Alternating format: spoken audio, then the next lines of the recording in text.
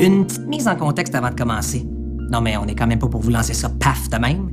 Le but de la prochaine capsule, c'est de vous présenter les décisions et les changements auxquels fera face votre futur cégepien ou cégepienne et surtout, comment vous pouvez l'aider. Oui, pour les prochaines minutes, c'est vous, les étudiants. Donc, prenez des notes. Oui, vous pouvez utiliser le crayon et le calepin de notes qui traînent à côté du téléphone. Allez-y.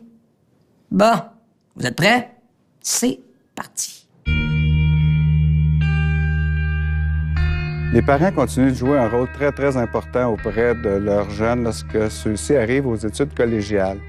Je pense qu'il y a beaucoup d'encouragement, d'appui qui est toujours nécessaire et il y a une recherche d'informations qui peut toujours être pertinente. Si on veut bien accompagner son enfant dans son choix d'orientation, l'idéal, c'est d'être vraiment à l'écoute de ses besoins, de ses valeurs, de qui il est. On le connaît, on sait là où il fait des bonnes choses, où il y a des forces, et c'est de lui faire réaliser ces forces-là. Lui faire savoir aussi quelles sont ses faiblesses, mais tabler beaucoup plus sur l'estime de soi, sur ses bonnes capacités. Le piège à éviter, c'est de lui dire quoi faire. Ça, c'est pas gagnant comme idée. On peut l'aider aussi en l'amenant à se projeter dans une carrière future. Si on lui demande le type de travail que tu veux faire, c'est quoi? Décris-moi une journée type de travail là-dedans. Ça peut être un bon moyen pour qu'il se mette des images, pour qu'il voit le type de travail que ça peut entraîner. On peut lui suggérer de voir les professionnels dans le domaine. Il y a des conseillers d'orientation dans les écoles. Les professeurs aussi sont des bons guides. C'est des gens qui ont été formés dans le domaine qu'ils enseignent. Donc, c'est des moyens qui peuvent être utilisés pour assister, pour l'accompagner dans ça. L'amener à parler, à verbaliser. On peut parler aussi de son expérience personnelle. Ce qu'on fait, souvent, moi, je demande aux étudiants, qu'est-ce qu'ils font tes parents? Es-tu capable de me parler de leur carrière pendant 5 minutes?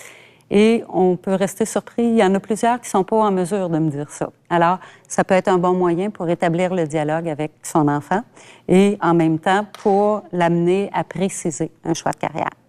Pour développer une bonne communication, il faut choisir le moment propice à la discussion. C'est pas quand on arrive de travailler puis que tout le monde est à la course là, que c'est le temps d'entreprendre la grosse discussion sur l'orientation. On trouve un moment propice.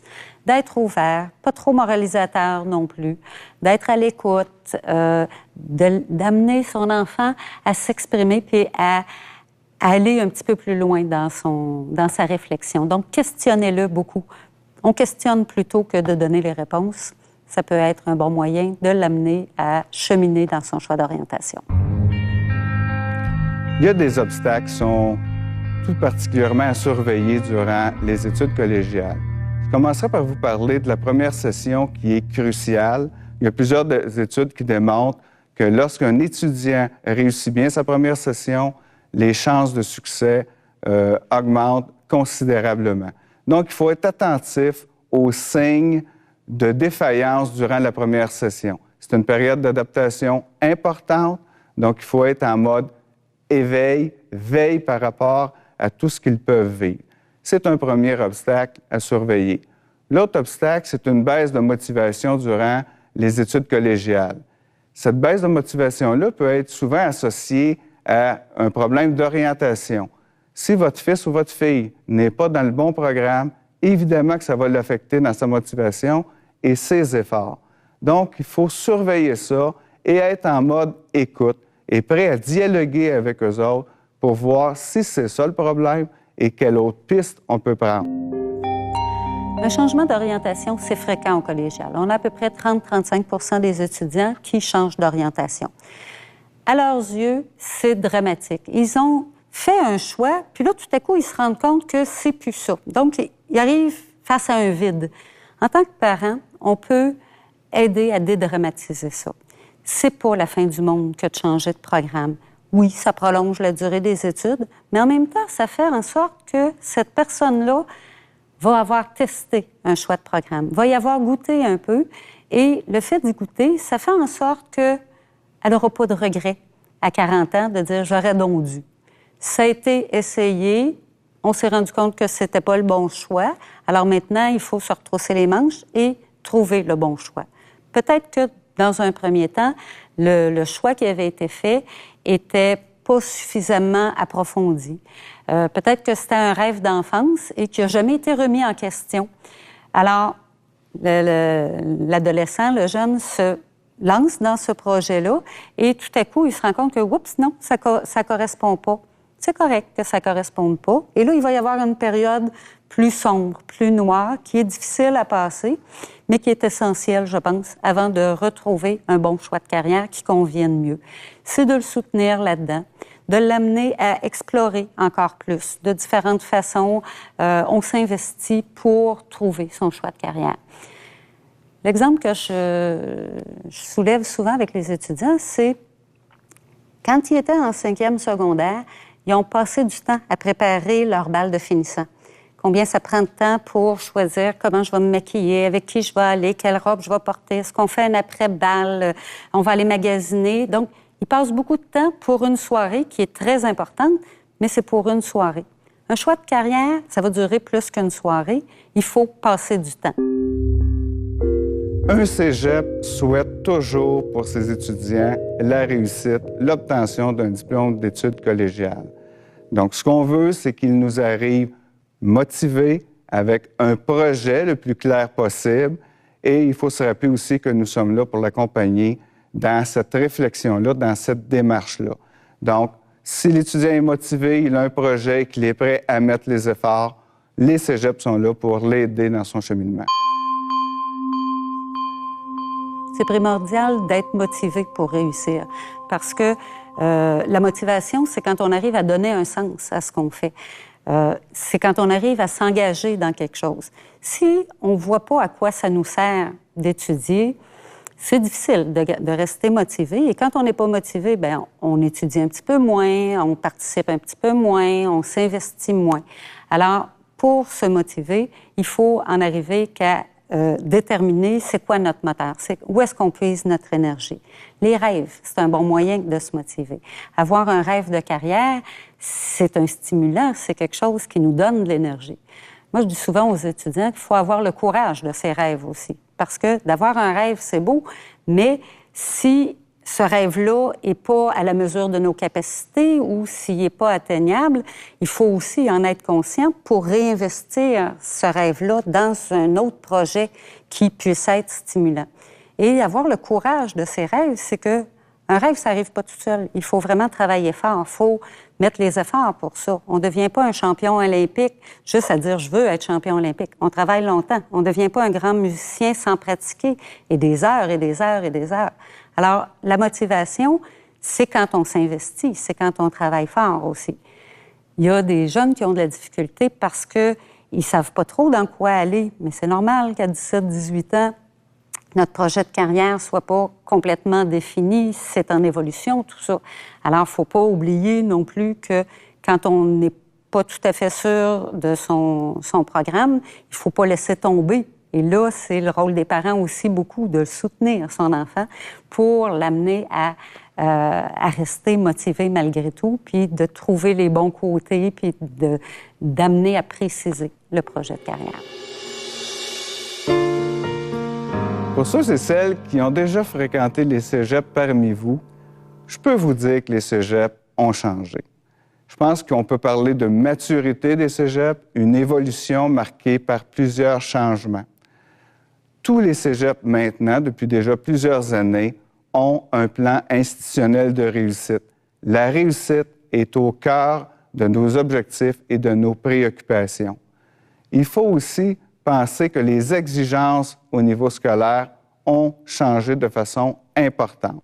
Les études collégiales comportent deux volets. D'abord, le volet préuniversitaire. Les collèges offrent un ensemble de programmes d'une durée de 2 ans qui préparent aux études universitaires. Les collèges offrent aussi la voie technique. Les programmes techniques sont offerts sur une période de 3 ans, mènent évidemment au milieu du travail, mais peuvent de plus en plus mener vers des études universitaires avec très souvent une reconnaissance de formation par les différentes universités. Pour obtenir un diplôme d'études collégiales, l'étudiant doit maintenant réussir et satisfaire différentes conditions. La première, évidemment, c'est de réussir toutes les unités de son programme d'études. Un programme est divisé en 2 volets. Le premier volet étant la formation générale, comprenant des cours de philosophie, de français, d'éducation physique, de langue seconde et des cours complémentaires. Le deuxième volet, la formation spécifique. À titre d'exemple, en soins infirmiers, l'étudiante devra réussir ses cours de biologie, de sociologie, de psychologie et ses nombreux stages, car il y en a plusieurs dans ce programme. Deuxième condition pour obtenir son diplôme d'études collégiales, tous les étudiants doivent réussir l'épreuve ministérielle de français. Et dernière condition, réussir l'épreuve synthèse de programme. Il y a plusieurs différences entre le niveau collégial et le niveau secondaire. On peut commencer par parler du calendrier scolaire qui est vraiment très, très différent. Lorsqu'on passe d'une année complète à 2 sessions de 15 semaines, c'est donc dire que dès la session de janvier, l'étudiant recommence une nouvelle année scolaire. Donc, ça passe très vite, 15 semaines, c'est vite complété. L'autre changement, c'est au niveau de l'information, de la communication que les collèges ont avec les étudiants. Nous ne nous adressons plus aux parents. Donc, le seul contact que l'on a directement, c'est avec nos étudiants et étudiantes. Un autre changement important du passage aux études collégiales, c'est la relation que les institutions ont avec les parents. À partir du niveau collégial, nous établissons des communications, nos relations uniquement avec les étudiants. C'est donc dire que les parents ne peuvent pas agir directement dans les transactions liées au cheminement scolaire des étudiants. La loi d'accès à l'information aussi nous oblige à restreindre les informations que l'on peut divulguer à moins d'autorisation en ce sens par nos étudiants. C'est donc dire qu'à partir de 18 ans, lorsque vous nous demandez des explications ou des informations liées au dossier de votre fils et de votre fille, malheureusement, on ne peut pas acquiescer à votre demande, à moins, comme je le mentionnais tantôt, que votre fils ou votre fille nous en donne l'autorisation explicite. Au niveau financier, vous savez que les cégeps appartiennent au réseau public. Donc, il n'y a pas de frais de scolarité à proprement parler. Cependant, il faut considérer les frais afférents qui peuvent varier un peu d'un cégep à l'autre et qui couvrent les différents frais de base reliés à la papeterie, par exemple, et à différents services. En plus de ces frais afférents-là, les étudiants et étudiantes doivent prévoir des frais pour leur matériel scolaire.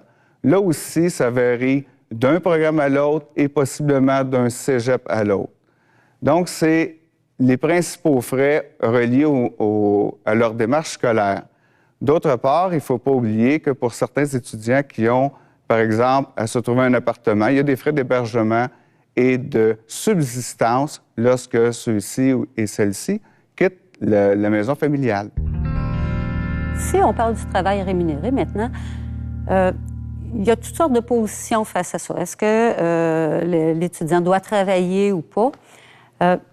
J'ai l'impression que de travailler un certain nombre d'heures, c'est formateur, c'est bon. Ça amène l'adolescent, le jeune adulte à connaître autre chose, à se débrouiller, à devenir plus autonome, autant financièrement que sur le plan émotif, sur le plan social.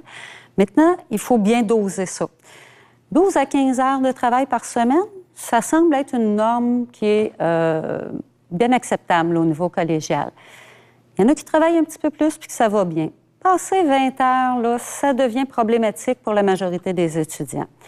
Ça devient problématique pour toutes sortes de raisons, parce qu'ils ont des horaires quand même assez chargés au collégial. Travailler 20 heures, ça vient en surplus. Dans certains cas, l'investissement émotif devient plus important sur le marché du travail que dans les études, si le nombre d'heures est plus important. Fait que là, il faut être vigilant face à ça, parce que l'étudiant est à risque de décrochage à ce moment-là. Alors, on peut essayer de doser ça en fonction des capacités de chacun, mais 12 à 15 heures, ça peut être une bonne norme. Ce qui est important de retenir, c'est que la période des études collégiales, c'est une très belle étape de la vie de ces jeunes. Je pense que ça, c'est important de se rappeler ça. Ils vont vivre des choses fantastiques, en classe et à l'extérieur de la classe. Je pense qu'il faut les appuyer dans cette période-là, les aider à vivre ça le mieux possible, et je pense qu'ils vont sortir du cégep grands gagnants de cette belle expérience de vie. Alors voilà, ceci étant dit, je vous invite à regarder les 5 autres capsules de façon à savoir ce que l'on a à dire à votre futur cégepien ou cégepienne. Et en passant, elles sont pas mal plus cocasses que celle-ci.